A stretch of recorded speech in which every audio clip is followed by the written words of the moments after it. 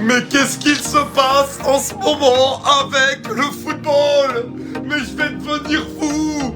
Je vais devenir fou! Je vais prendre le bonnet, je vais l'arracher! Les 4 derniers matchs que j'ai regardés, Tottenham-Chelsea, Atlético-Séville, Atalanta-Madrid et maintenant Dortmund-Barcelone! Les gars, c'est quoi ce match? Encore une fois, alors pourtant en première mi-temps je me suis dit ah ouais bon je m'attendais un peu plus d'un Dortmund-Barça, normalement il y a des buts. Et la deuxième mi-temps, c'est incroyable. Le but de cet homme, on va en parler tout à l'heure encore, Rafinha.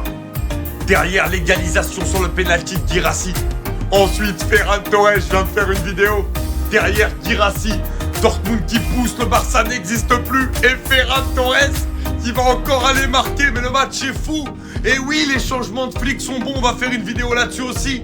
Mais encore une fois, vibrez, football. C'est exceptionnel les gars, la passion, la sensation que j'ai eue cette semaine. Merci le football de m'avoir accordé une semaine de la sorte. Je suis en feu. Le FC Barcelone, notre attaque cette année, en vrai de vrai, ça rigole pas. On est l'équipe qui a mis le plus de buts pour le moment sur la saison. Deuxième, c'est le Bayern. Donc là, on voit au FC Barcelone, il y a Lewandowski qui a déjà mis 23 buts, Rafinha 17 buts, Yamal 6 buts. Ensuite, voilà, vous voyez classement, Olmo 6, Ferran Torres 6, tout ça. Ensuite, on continue avec le Bayern Munich, 58 buts, Harry Kane première place avec 19 buts, Musiala avec 10 buts. Ensuite, à la troisième place, ouais, c'est choquant, la vérité, je savais même pas qu'ils étaient dans le top 5, c'est l'Atalanta avec 51 buts. Et on peut voir Retegui avec 14 buts, franchement, respect à lui. Ensuite, le Real Madrid en 4ème position, Vinicius qui a mis 13 buts, Mbappé 11 buts, Bellingham 6 buts, Valverde 3 buts, Rodrigo 3 buts, Henrik 2 buts. Ensuite, 5ème et 6ème, on retrouve l'Atlético. Franchement, Griezmann, il est en feu et Alvarez aussi, respect à eux. 11 buts et 9 buts. Et ensuite, c'est le PSG. Barcola 10 buts, le meilleur buteur du PSG actuellement. Après, on peut voir Kangin avec 6 buts, Dembélé avec 5 buts, Hakimi avec 3 buts. Ensuite, on va avoir le Bayern Leverkusen qui a mis 42 buts avec Florian Wirtz, leur meilleur buteur, avec 10 buts. Et ensuite, Liverpool. Franchement, Liverpool, je pensais qu'ils étaient plus hauts. Mais après, bon, il n'y a que Mohamed Salah qui met vraiment beaucoup de buts et je pensais qu'il en avait plus. Il a 15 buts, Luis Diaz 8 buts et Gakpo 4 buts. Et ensuite, pour finir, le Borussia Dortmund avec 42 buts et l'Inter avec 41 buts. Dis-moi ce que t'en penses en commentaire. Pas Max. Alors là, c'est la guerre! Je crois qu'on est rentré sur la phase la plus excitante de la Ligue des Champions. Suite au résultat d'aujourd'hui, PSG qui n'est pas qualifié, qui vont le prochain match affronter City qui vient de perdre 2-0 contre la Juventus, qui est littéralement de son côté aussi sur la sellette. Et dites-vous qu'en plus le trash talk il a commencé, Luis Enrique, il a dit City c'est une petite équipe. Je parle beaucoup, mais mon Real Madrid, pareil, on a que 9 points, on n'est même pas qualifié encore et je parle. Faut absolument qu'on fasse un perfect lors des prochains matchs, ça va plus. Derrière on a le Sporting, Monaco, Benfica, la Juve, Atalanta qui tient bien, Liverpool qui maintient sa première position, le Barça qui suit de très près, faisant honneur aux Français et quelle fierté.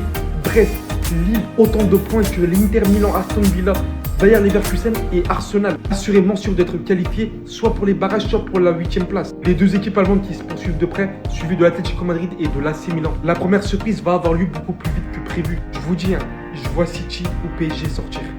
Je vois pas les deux rester. Et quelle dinguerie ça serait de sortir d'une Ligue des Champions avec une qualification jusqu'à la 24ème place. C'est trop une dinguerie. Mais on vous a dit dès le départ, ne vous fiez pas à toutes ces petites équipes qui ont toute la dalle. Le niveau est présent, il nous montre encore.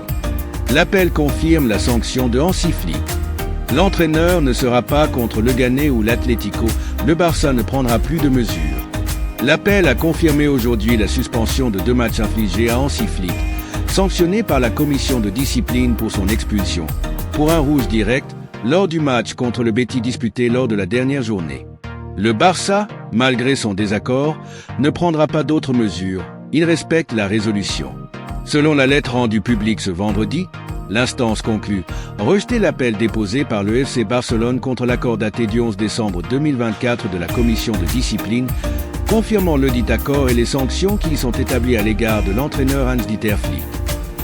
Le Barça a fait appel de l'amende de la compétition, mais Apil a réitéré la sanction aujourd'hui. Le club ne prendra aucune autre mesure et respecte, malgré leur désaccord, la résolution. Il ne demandera pas la suspension préventive. Le visionnage répété des images n'a pas permis à ce comité de conclure que l'action qui a conduit à l'expulsion ne s'est pas déroulée comme décrit par l'arbitre et, en bref, de prouver l'erreur matérielle manifeste alléguée par le club.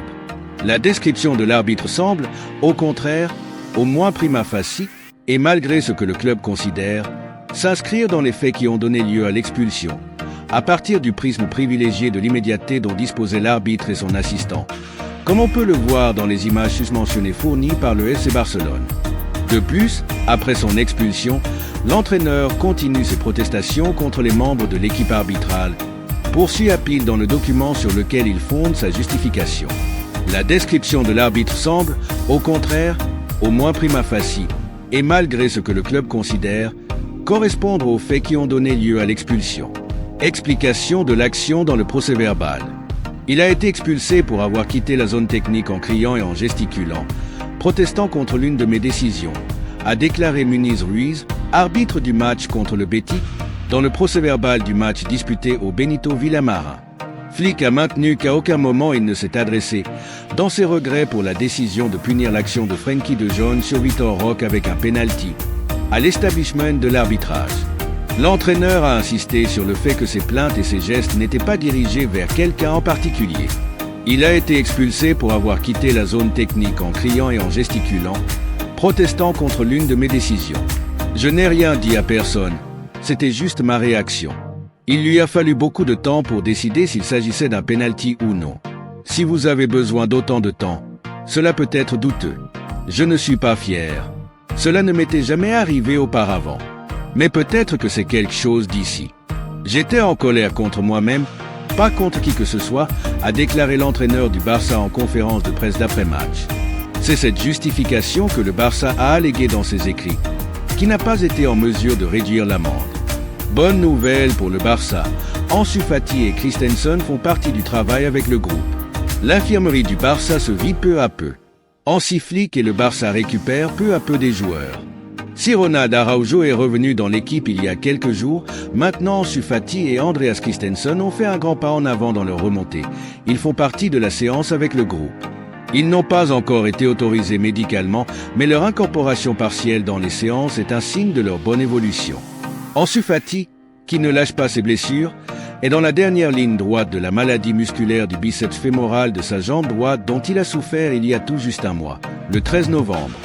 La durée estimée de l'absence était d'environ 4 semaines, ce qui correspond au délai fixé.